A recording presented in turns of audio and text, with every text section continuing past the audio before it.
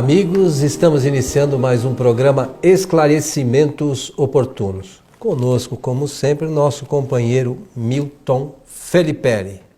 Muito bem, estamos em tempo de festas e é uma convenção humana, a convenção do homem, mas muito significativa. Aproveitar a oportunidade de saudar a todos, desejando-lhes que os bons espíritos nos ajudem sempre. Meu amigo Milton, o Natal é sempre importante para todos nós, uma série de considerações.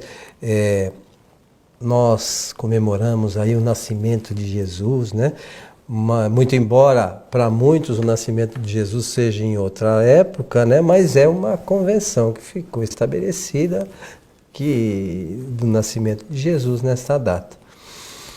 Mas qual é a visão da doutrina espírita sobre o Natal, senhor Milton Felipe? Bom, pensando nesse assunto de nascimento, então, e é uma tradição, você disse bem, uma convenção da humanidade do Ocidente, porque pouco lá no Oriente e também nos demais locais do nosso planeta, muito pouco ainda se conhece sobre a figura e o trabalho e a missão de Jesus de Nazaré. Mas no Ocidente se conhece mais, e o Espiritismo tem uma visão sobre esse assunto ligado com os seus ensinamentos, porque a tarefa dele, a missão dele foi grandiosa, né? Foi gigantesca. Então, por conta disso, nós também nos aliamos a essa lembrança. Claro que, do ponto de vista espírita, quem sabe até, melhor dizendo, do ponto de vista espiritual, a data não deve significar festa material, não deveria significar festa material, e sim a lembrança espiritual da sua passagem e tudo mais. Então isso é o que conta, não é? E de forma que eu me lembro no ano passado, quando nós fizemos o programa referente, você fez, indo para o final do programa, você fez algumas lembranças muito interessantes e daqui a pouco eu vou lembrá-las para que a gente também tenha oportunidade de repetir aquele aconselhamento no final. Importante nós lembrarmos da condição espiritual de Jesus, né? Como modelo e guia para nós, né? Sobretudo aqui no Ocidente. E Jesus fez, nós falamos no programa anterior da escala espírita, Jesus fez suas experiências como nós e avançou bastante, né? E os seus conhecimentos são muito amplos. E esses conhecimentos, quando encarnado, ele tentou exemplificar para nós todos aqui, desde aquela época, né? Há mais de 2000 anos. E a gente ainda não aprendeu muito bem, né, Milton? A gente pegou aí alguns detalhes, mas nós, de um modo geral, não conseguimos colocar tudo em prática. Eu, pelo menos, tenho eu falo por mim, mas a visão que a gente tem da humanidade, sobretudo o que está aqui mais à nossa volta, a gente percebe que ainda nós temos muita dificuldade na interpretação dos ensinamentos de Jesus, né? Eu penso da seguinte forma, querido amigo Coelho. Nós não aprendemos a observar ainda a figura de Jesus sob o aspecto real.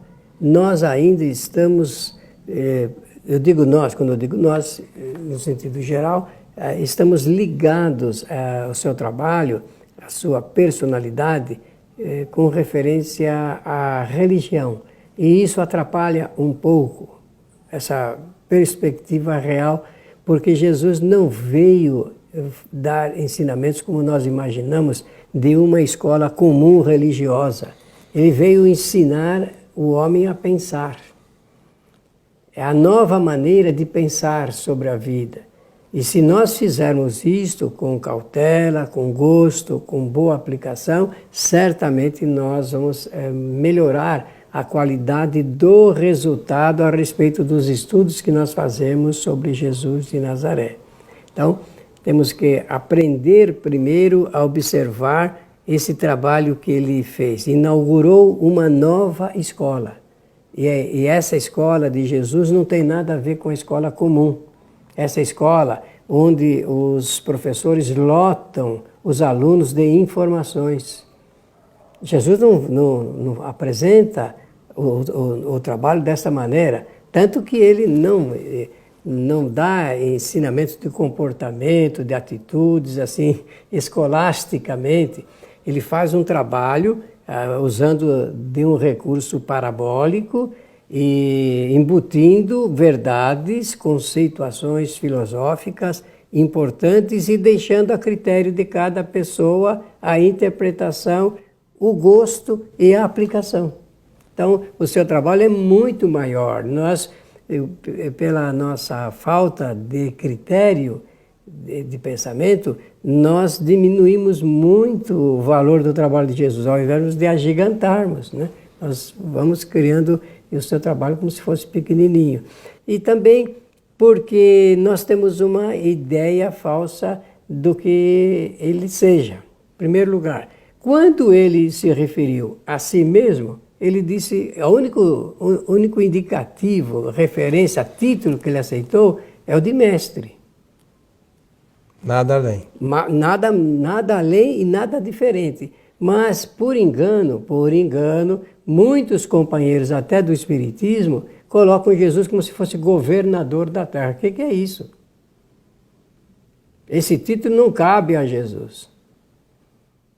Sabe? Porque ele é um mestre por excelência. Seus ensinamentos são voltados para uma nova escola de pensar. Uma nova escola de pensar. E repensar. Pensar e repensar sobre os valores da vida. Mas, Milton,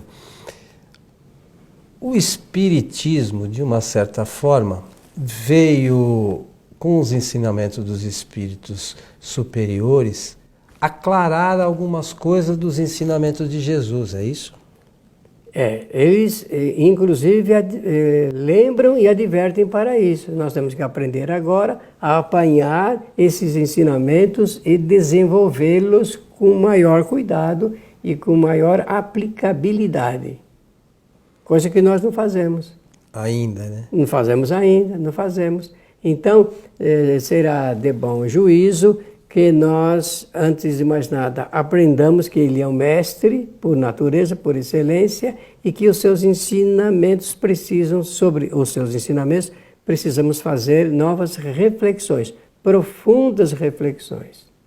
E extrair dessas reflexões sempre o melhor ensinamento. E é cada um que tem que fazer isto. Coletivamente será um dia, mas por hora, cada um de nós tem que aprender a fazer essas reflexões. Mas isso é necessário que haja empenho das pessoas para buscar essas reflexões e extrair dela o conhecimento, né, Milton? Isso. A primeira situação, o primeiro grande ensinamento de Jesus é sobre imortalidade. Ele também matou a morte, fez a morte morrer e fez renascer um princípio filosófico da imortalidade, falando do reino de Deus. O que é isto? É a situação do espírito em estado maior em espiritualidade sobre erraticidade e sobre a reencarnação. Jesus também fez uma referência à imortalidade partindo do princípio da comunicabilidade dos espíritos. Ele promovia esse encontro entre os espíritos e os encarnados, assim como Moisés havia feito também durante toda a trajetória, que até o momento dele desencarnar, lá no deserto, quando fez a volta do povo hebreu para a Palestina. Também fazia sessões mediúnicas. Jesus promovia, falava claramente sobre isso. E, através da comunicabilidade, ele provava a imortalidade. Ao vivo, ali, fazendo isso, produzindo isso, criou. Primeiro ele orientou e treinou 12 discípulos. 12 discípulos. Depois, semanas depois, os 12, eles próprios, se multiplicaram e nós tínhamos já cerca de 70 lá na Galileia.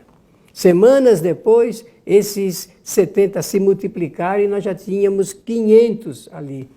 Olha que coisa, e foi rápido. Por quê? Porque o seu discurso era verdadeiro, autêntico, real.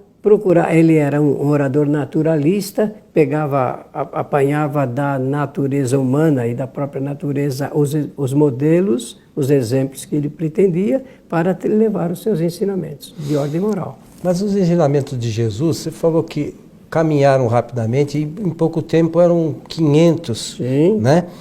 Mas nem todos absorveram esse conhecimento, né? Pô, tinha 500, mas qual era o universo de pessoas envolvidas, Olha, né? Então acho que até hoje a grande maioria assim ainda não... Mas é assim que funciona a multiplicação de informações. Ele fazia isso porque foi natural, não houve nada artificial. Os 12 ensinaram 70 e 70 ensinaram 500. Mas, como nós sabemos, havia no meio deles homens cultos, meio cultos e alguns simples. De maneira que não havia cultura alguma. Ora, quem é que sabia mais? Aqueles que se aplicavam mais e que usavam a cultura, o aculturamento para poder entender mais. De forma que foi rápido, sim, eu repito isto. E tamanho esse crescimento, essa fermentação e essa fomentação das informações, de que, embora ele, em 2 anos e meio, ele tenha partido, foi muito rápido também a passagem dele nesse particular, eles continuaram desenvolvendo esse trabalho. E, claro, dentro dos recursos que podiam e o conhecimento também que podiam.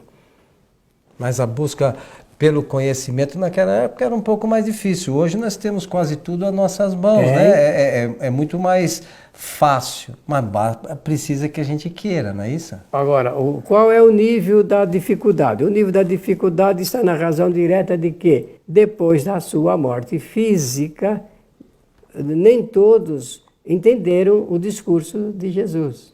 E começaram a criar escolas religiosas e um movimento religioso pensando que estariam a serviço dos ensinamentos de Jesus. E muita coisa foi deturpada. Evidentemente, porque os homens são passivos, são espíritos ainda muito imperfeitos, conforme você mesmo fala sempre, e não entendendo claramente o que deveriam fazer, tinham atitudes ou contrárias à origem do movimento de libertação pela consciência iniciado por Jesus. Não é muito diferente hoje no Espiritismo ainda, né? Que traz informações claras e objetivas, como eram os ensinamentos de Jesus, mas as pessoas, por isso ou por aquilo, acabam, de uma certa forma, também deturpando essas questões, né? Algumas questões, e as pessoas, por falta da busca do conhecimento de uma forma objetiva e séria,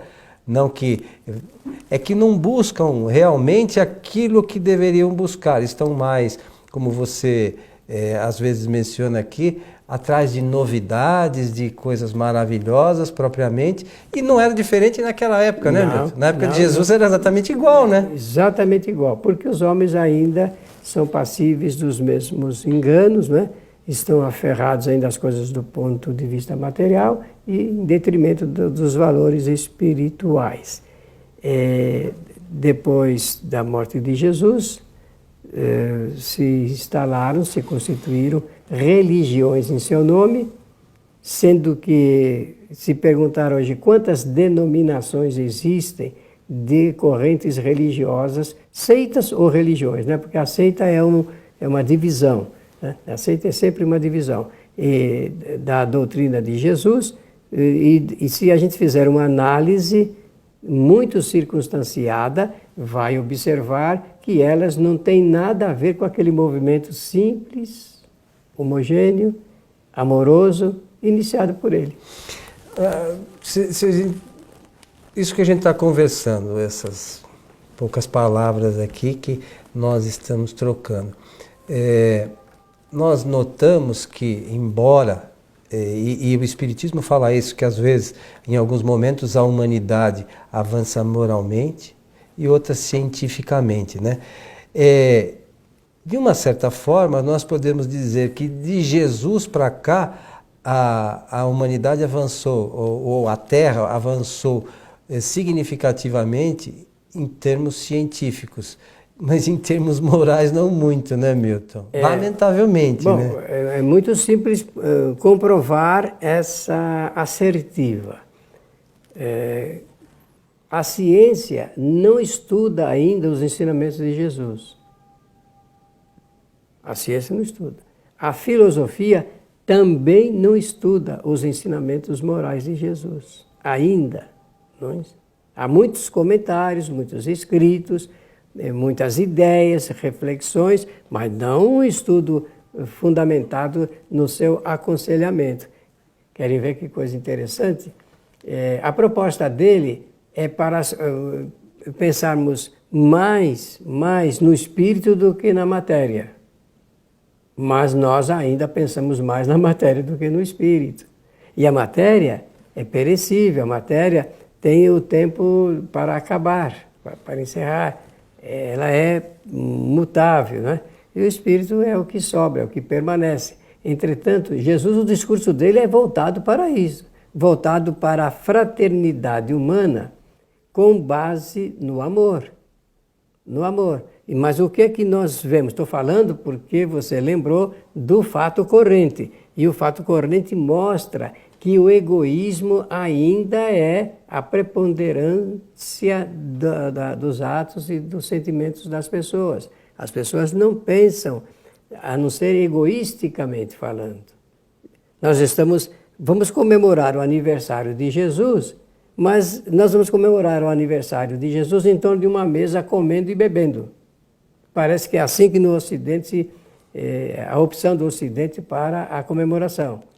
Não deveríamos estar em volta da mesa conversando a respeito dos ensinamentos de Jesus de Nazaré? Muito poucos fazem isso, né? Infelizmente. Não deveríamos estar falando de como ele analisa o que é o amor? O amor individual, o amor coletivo. Para Jesus, o amor, ele supera o amor reduto da família, ultrapassa isso. O amor apenas de uma coletividade que forma um país. Então, se o discurso de Jesus é para a humanidade, então nós deveríamos ter uma corrente no mundo mundial relacionada com a excelência do amor. Todos os países se fraternizando e não se guerreando, se matando, se destruindo. E o que nós vemos é a destruição, muitas das vezes em nome da religião. Ou não? Então, veja que contradição, um discurso de amor, e não apenas no reduto de uma família, mas das famílias, isso significaria a confraternização geral entre os homens, mas passado o dia do aniversário de Jesus, as coisas voltam exatamente como estavam antes. É só um momento, né, de comemoração, que por vezes as pessoas, naquele momento, ou no período que antecede aqueles momentos, ficam um pouco mais tocadas, né, mais preocupadas com o próximo, e passado aquele período, pronto. E sabe o que eu ouço, Coelho? Pessoas dizerem assim, pelo menos nesse momento a gente lembra desse fato. Nós deveríamos ter a consciência de firmar um compromisso de saber que sempre nós deveríamos ter isso como lembrança efetiva. A lembrança do amor, da solidariedade, do respeito, da caridade de uns para com os outros, em nome dele. E por causa desse discurso que ele apresentou, discurso novo aqui na Terra, fazendo com que a gente aprendesse a repensar sobre a vida. A escola de Jesus é uma escola de pensamentos, de livre pensadores. Que possamos todos refletir sobre isso, né? neste período, né?